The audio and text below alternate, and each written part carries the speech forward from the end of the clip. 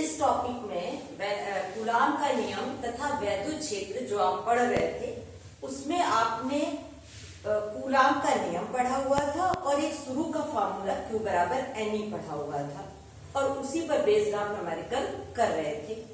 अब आज हम आपको पढ़ाते हैं वैद्युत क्षेत्र क्या होता है और वैद्युत क्षेत्र की तीव्रता। जैसा कि नाम से पता चलता है ये क्या है, वैद्युत क्षेत्र। क्षेत्र किसी का हो तो वहां उसका प्रभाव दिखाई देता है। आपकी लड़ाई जहां कहीं भी हो जाती है तो आप लोग बाहर समेटते हुए कहते हो आना हमारे एरिया में, हमारे क्षेत्र में आना, तब बताएंगे। क्षेत्र से आपका मतलब उस समय ये होता है कि वहां पर आपका कुछ प्रभाव है, तभी तो आप ये धमकी दे देते हो कि आना हमारे क्षेत्र में, तब बताएंगे। तो वहां आप ये बताना चाहते हो कि उस जगह पर हमारा प्रभाव है, यहां पर नहीं है जहां पर आपकी लड़ाई हुई है। तो आप वो प्रभाव अपनी दम पर कहते हो या हो सकता आप ही के जैसे कुछ और आवेश वहां रहते हो आपके मोहल्ले में, तो आप कहते हो उन्हें बुला लेंगे, इस वजह से आप अपना प्रभाव उन्हें बताते हो। तो उसी तरह से वैद्युत भी कहती है आना हमारे क्षेत्र में, दूर से तो बहुत वो दिखा रहे हो, आना हमारे क्षेत्र में।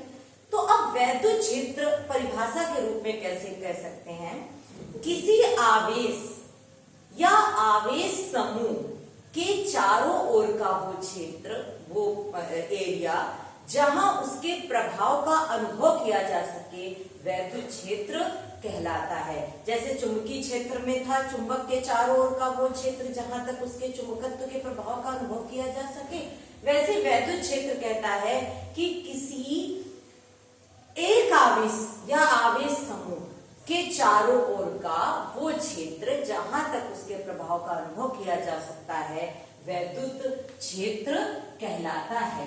अब क्षेत्र है तो कितना है, आपका प्रभाव है तो कितना है, आपके एरिया में कोई पहुंचा तो आप उस पर कितना प्रभाव दिखा सकते हो, ऐसे ही वैद्युत कितना प्रभाव दिखा सकती है, इसे बोलते हैं वैद्युत क्षेत्र की तीव्रता। क्या बोलते हैं, इंटेंसिटी ऑफ इलेक्ट्रिक फील्ड, वैद्युत क्षेत्र की तीव्रता, इंटेंसिटी, वैद्युत क्षेत्र की तीव्रता। अब वैद्युत क्षेत्र की तीव्रता क्या होती है, अगर परिभाषा के तौर पे देखा जाए तो किसी भी एकांक धनात्मक परीक्षण आवेश पर कार्य करने वाले वैद्युत बल, अगर परीक्षण आवेश एकांक ना हो तो Q0, तो इसे वैद्युत क्षेत्र की तीव्रता कहते हैं। ऐसे भी कह सकते हैं किसी परीक्षण आवेश पर, परीक्षण आवेश को क्या मानते हैं, Q0, किसी परीक्षण आवेश पर कार्य करने वाले वैद्युत बल तथा उस परीक्षण आवेश की निष्पत्ति मतलब अनुपात के मान को वैद्युत क्षेत्र की तीव्रता कहते हैं। और तीव्रता जैसा कि एक दिशा में ही कार्य करती है, सदिश राशि है, तो इसे ऐसे भी लिख सकते हैं। तो इसकी परिभाषा हम अपने शब्दों में ऐसे भी लिख सकते हैं, किसी एकांक धनात्मक परीक्षण आवेश पर अगर इसको 1 मान लिया तो केवल क्या बचा, F। तो एकांक धनात्मक परीक्षण आवेश पर कार्य करने वाले वैद्युत बल को उस बिंदु पर वैद्युत क्षेत्र की तीव्रता कहते हैं। या ऐसे कह सकते हैं किसी परीक्षण आवेश पर कार्य करने वाले वैद्युत बल तथा उस परीक्षण आवेश की निष्पत्ति मतलब अनुपात को हम वैद्युत क्षेत्र की तीव्रता कहते हैं। यह एक सदिश राशि है। कैसी राशि है, सदिश राशि है। इसका मात्रक क्या होता है, F का मात्रक है न्यूटन और Q का मात्रक है कूलाम, न्यूटन प्रति कूलाम। अच्छा, इसका विमी सूत्र क्या निकल कर आएगा अगर आप निकालें तो न्यूटन का क्या होगा, mLT-2, बल का सूत्र क्या होगा, विमी सूत्र mLT-2, और कूलाम तो Q बराबर IT, तो एम्पियर टाइम, तो ये हो गया mLT-3A-1। क्या आ गया निकल कर, T ऊपर गया तो -3A-1। ये विमी सूत्र होता है। ये आपने देखा वैद्युत क्षेत्र क्या है, किसी एक आवेश या आवेश समूह के चारों ओर का वो क्षेत्र जहां तक उसके प्रभाव का अनुभव किया जा सकता है वैद्युत क्षेत्र कहलाता है। और तीव्रता को हम E से लिखते हैं और ये क्या है F/Q0। ये रहा मात्रक न्यूटन प्रति कूलम और विमी सूत्र।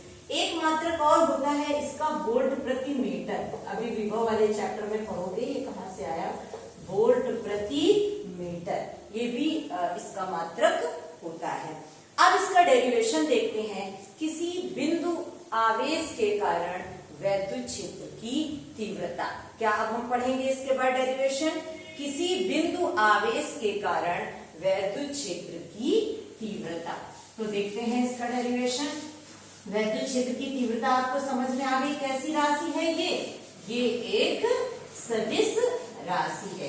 कैसी राशि है, अच्छा तीव्रता जो भी आप निकाल रहे हो, चाहे वैद्युत क्षेत्र की तीव्रता हो चाहे गुरुत्वीय क्षेत्र की तीव्रता हो, ये आपकी तीव्रता जो है वो सदिश राशि ही होती है, ये भी याद रखिएगा। अब ये डेरिवेशन देखते हैं, बाकी आगे इसी के न्यूमेरिकल करेंगे। किसी बिंदु आवेश के कारण किसी बिंदु पर, मतलब कुछ दूरी पर वैद्युत क्षेत्र की तीव्रता, वैद्युत क्षेत्र की तीव्रता, तो देखिए डेरिवेशन इसका कैसे करेंगे। देखो हमने माना कि कोई बिंदु O है, कुछ भी नाम दे दें बिंदु का, हमने माना बिंदु O है, एक पॉइंट है, O पॉइंट है, जहां पर +Q कूलम आवेश स्थित है। कितना आवेश स्थित है, +Q कूलम आवेश स्थित है। इससे कुछ दूरी पर, कौन सी दूरी, हमने मान लिया R दूरी है। A बिंदु है यहाँ A, इस बिंदु पर हमें वैद्युत क्षेत्र की तीव्रता ज्ञात करनी है। तो जहां भी तीव्रता ज्ञात करनी है, बल ज्ञात करना है, वहां आप परीक्षण आवेश इसीलिए है, आप मान लेते हो वहां रखा है। तो आपने माना कि यहाँ प्लस का Q0 धनात्मक परीक्षण आवेश स्थित है। ये बातें आप लिखते जाएंगे, जब डेरिवेशन करेंगे तो लिखते जाएंगे कि माना कि बिंदु O है जिस पर +Q कूलम आवेश स्थित है, इससे स्मॉल r दूरी पर बिंदु A पर वैद्युत क्षेत्र की तीव्रता ज्ञात करनी है। फिर आप लिखेंगे माना कि बिंदु A पर +Q0 धनात्मक परीक्षण आवेश रखा है। अगर कोई आवेश रखा है, अच्छा परीक्षण आवेश कभी किसी पर, किसी डेरिवेशन कॉल करो, न्यूमेरिकल कॉल करो, कभी वो बल नहीं लगा रहा है। आपका जो आवेश है अगर वो ऋणात्मक है, वो पॉजिटिव है, तो इसको क्या करेगा, अपनी ओर आकर्षित करेगा। और अगर आपका भी आवेश धनात्मक है, वो तो प्लस है ही, तो उसको धक्का देगा। सारा काम आपका ही आवेश करेगा, वो तो बेचारा शांत बैठा है। तो अब ये +Q इस पर बल लगाएगा, क्योंकि प्लस और प्लस है, तो ये बल किधर की ओर हो गया, F। तो O के कारण +Q0 मतलब +Q के कारण Q0 पर कार्य करने वाला वैद्युत बल, तो +Q आवेश के कारण +Q0 आवेश पर कार्य करने वाला वैद्युत बल, कितना वैद्युत बल कार्य करेगा, F बराबर, आप कूलम भाई साहब जो पीछे नियम पढ़ाए आए हैं, 1/4πε0 के Q1 Q2, तो Q0 बटे R² इक्वेशन फर्स्ट। अब बिंदु A पर वैद्युत क्षेत्र की तीव्रता कितनी हो जाएगी, वैद्युत क्षेत्र की तीव्रता, अभी तो फॉर्मूला आप पढ़े हो, चाहे वेक्टर लगा लो, सदिश राशि के तौर पे लिखना है, नहीं तो आप ऐसे लिख लो, वो तो आपको पता ही है कैसी राशि है, ये सदिश राशि है। E बराबर F/Q0, F का मान पटक दे समीकरण 1 से उठाकर यहाँ पर, तो जब F का मान पटकेंगे यहाँ पर, तो E बराबर 1/4πε0 के Q0 बटे R² और बटे पूरे के Q0 चबा दे एक दूसरे को, तो E बराबर आ गया वैद्युत क्षेत्र की तीव्रता 1/4πε0 के Q/r²। ये होती है किसी Q आवेश से r दूरी पर वैद्युत क्षेत्र की तीव्रता। कैसी राशि है ये? सदिश राशि है।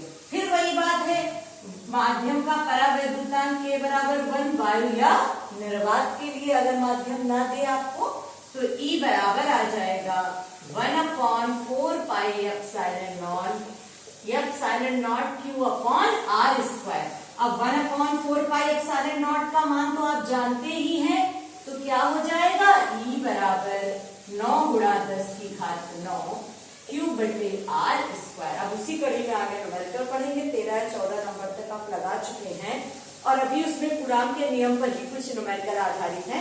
उसके बाद इन नियमों पर आते हैं। आप इस डेरिवेशन को लिख लीजिएगा कॉपी में। थैंक्स।